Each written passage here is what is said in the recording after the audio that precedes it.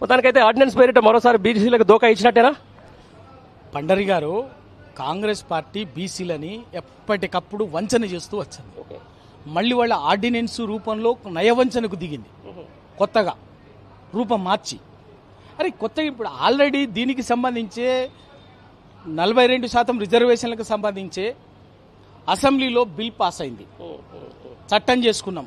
ఆ చట్టాన్ని కేంద్ర రాజ్యాంగం ప్రకారంగా 9th షెడ్యూల్ చేర్చడం కోసం రాష్ట్రపతికి పంపించడం, కేంద్ర ప్రభుత్వానికి పంపించడం. అది అట్లా ఉండగా మళ్ళీ కదా అది కూడా పంపించింది కూడా గవర్నర్ గారే పంపించారు, గవర్నర్ గారి ద్వారానే పంపించారు. గవర్నర్ గారి దగ్గర అక్కడ రాష్ట్రపతి ఆమోదం కోసం పంపించినటువంటి ఆర్డినెన్స్ చట్టం అమల్లో ఉండగా అసెంబ్లీని ప్రోరోగ్ చేసి మళ్ళీ ఒక క్యాబినెట్ తీర్మానం చేసి ఇంకొక ఆర్డినెన్స్ ఇవ్వడం అనేది చట్టబద్ధంగా ఎట్లా నిలబడుతుంది? ఎన్ని వివాదాలు? అదే అంటున్నా. ఒకవైపు ఇక్కడ అసెంబ్లీలో బిల్లు తీర్మానం చేసి రాష్ట్రపతి దాకా పంపించినప్పుడు ఆర్డినెన్స్ వస్తే మళ్ళీ గవర్నర్ దానికి ఆమోదం తెలిపే అవకాశం ఉంటుందా? అసలు ఇస్ దేర్ ఎనీ ఛాన్స్? ముందు అదే సమస్య. ఇప్పుడు అదే గవర్నర్ గారు చట్టాన్ని ఆమోదించి రాష్ట్రపతి గారికి పంపించింది.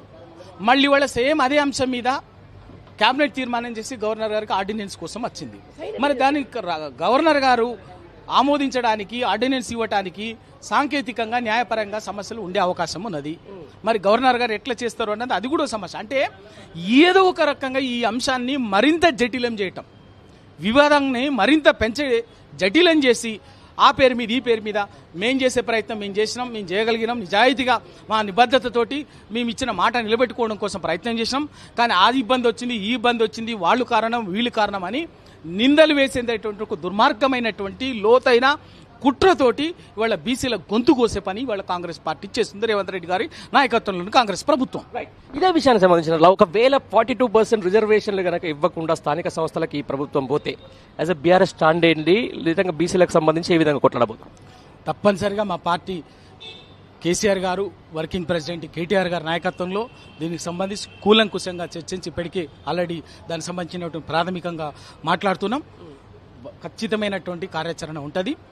42% రిజర్వేషన్లు సాధించుకునేందుకు అవసరమైనటువంటి ప్రతి అవకాశాన్ని ప్రభుత్వం చేసే ప్రతి పనికి బీఆర్ఎస్ పార్టీ సంపూర్ణంగా సహకరిస్తుంటారు.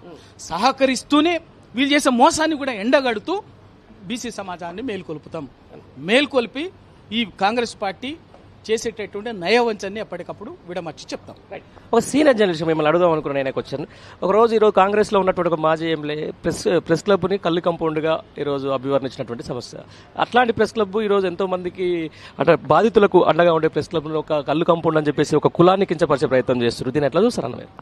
పండరి గారు ముఖ్యమంత్రి గారికి, ముఖ్యమంత్రి రేవంత్ రెడ్డి గారికి, ఆయన సహచరులకి, కాంగ్రెస్ పార్టీ నాయకులకి నోటికి ఎంత మాట వస్తే అంత మాట్లాడటం, ఈ వ్యక్తులని వ్యవస్థల్ని ఎంత పడితే అంత కించపరిచి మాట్లాడటం అనేది వాళ్ళకి వచ్చింది. ముఖ్యమంత్రి గారేమో ప్రెస్ క్లబ్ని క్లబ్బులు పబ్బులు అంటాడు. మరి ఆయనకు క్లబ్బులు పబ్బులు తప్ప ఇంకేం కనిపించవు. ప్రెస్ క్లబ్కు పబ్బులకు తేడా తెలియకపోతే ఇక ఆయన ఇంకేం చెప్పాలి? ప్రెస్ క్లబ్ అనేది ఒక ప్రజాస్వామిక ఆకాంక్షల వేదిక.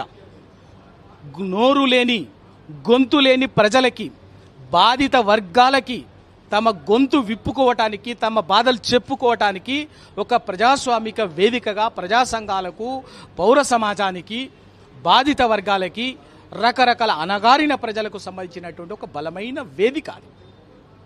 ఈ ఒక్క హైదరాబాద్ ప్రెస్ క్లబ్బే కాదు, దేశంలో ఉన్నటువంటి ఏ ప్రెస్ క్లబ్ అయినా. ఆయన కూడా ప్రతిపక్ష నాయకుడుగా అనేక సందర్భాల్లో పీసీసీ ప్రెసిడెంట్గా, ఇంకా వర్కింగ్ ప్రెసిడెంట్గా అదే ప్రెస్ క్లబ్లో మీట్ ది ప్రెస్లకు వచ్చిండు, సమావేశాలకు వచ్చిండు, చెప్పి మీటింగ్లు పెట్టించుకున్నాడు. అవన్నీ జరిగింది. స్వయంగా ఏఐసీసీ నాయకుడు రాహుల్ గాంధీ గారికి కూడా ఇదే Hyderabad press club get together ఏర్పాటు చేసింది. 2018వ సంవత్సరం అనుకుంటా ఏర్పాటు చేసింది హైదరాబాద్లోనే. మరి ఆ ప్రెస్ క్లబ్, అటువంటి ప్రెస్ క్లబ్ ఈయనకు పబ్బులాగా కనిపించింది. ఇక ఏ మాట్లాడటానికి ఏముంటుంది? ముందు ఫస్ట్ కాంగ్రెస్ పార్టీ నాయకులు క్షమాపణ చెప్పాలి. క్లబ్బులకు ప్రెస్ క్లబ్కు మీకు తేడా తెలియదా? అదొక ప్రొఫెషనల్ క్లబ్, ఒక సమాజం కోసం, గొంతు లేని ప్రజల కోసం పనిచేసేటటువంటి క్లబ్బు. దానికి పబ్బుకు తేడా తెలియదా మీకు? అహంకారమా? ఇంత అహంకారమా? అధికారం ఉందని చెప్పేసి ఏది పడితే అట్లా మాట్లాడతారా? ఇంకో నాయకుడేమో కళ్ళు కాంపౌండ్ అంటాడు. కళ్ళు కాంపౌండ్ అంటే ఒక జాతిని గౌరవిస్తారా? కళ్ళు కాంపౌండ్ అంటే ఏంటిది? అది కూడా కళ్ళు కాంపౌండ్ అంటే కూడా మీలాంటి కొందరు పనికి మాలిన వాళ్ళు వాటి వెనక ఉండటం వల్ల దానికి ఒక మచ్చ వస్తుందని తప్ప ఇలా కళ్ళు కాంపౌండ్ కూడా, కళ్ళు మండువా కూడా పురాతన కాలం నుంచి ఒక సామాజిక అంశాలకి రాజకీయ అంశాలకి ఒక చర్చా వేదికగా గ్రామీణ రాజకీయాల్లో నిలబడినటువంటిది కళ్ళు మండువా.